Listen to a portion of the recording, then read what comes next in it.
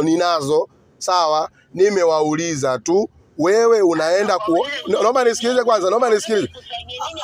Ndio nisikilize kwanza mama nisikilize. Hao watu wamekuja kuomba support kwangu mimi. Mfano huyo Salma, sawa? Salma akaja kuomba support kwangu mimi muda mrefu sana kuhusiana na hiyo viti maalum ambao anagombea, sawa?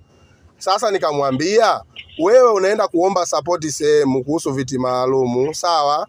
At the end of the day lazima huyo mtu utamfanyia kazi. Kwa hiyo sasa mimi ninachokuasa ni bora wewe umsupport huyo mtu ambaye umeenda kumuomba support, na sio shida.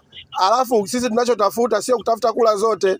We are not seeking majority votes. Sisi tunataka kula ambazo zitatosheleza tu. Na mimi sina shaka hata kama watu wote wakaja kwako, lakini kuna watu ambao tutakuwa nao, hiyo pia sio shida. Lakini umesikia mama? Umesikia mama? Kwanza mwanangu mimi ndio nimepiga simu Abduli. Ile nimepiga simu leo kuchoka. Kama kweli unasema Salma alikuja kwako alikuomba. Salma hawezi kuja kwako tu, ataenda tena kwa mwingine kuomba, ni haki yake. Hivi mimi leo nikisikia ameenda kwa Ramo nikasiriki. Ameenda kwa Hasani nikasiriki. Kwa nini umeenda kwa Hasani? Ulishaniambia yani huwezi kuwa wewe peke yako hata kwani hao vijana wamekuja kwako mara moja? Mama, umesikia? Mama Chikambo, mimi nashukuru kwa kuniambia. Lakini ni nini?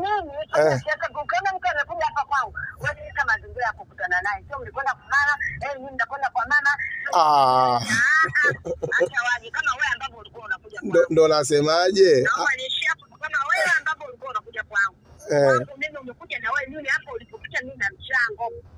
Yaani kama ingekuwa ni kichuguu ukiweka mawe yasimame yangesimama, yangeonekana mchango wangu kwako.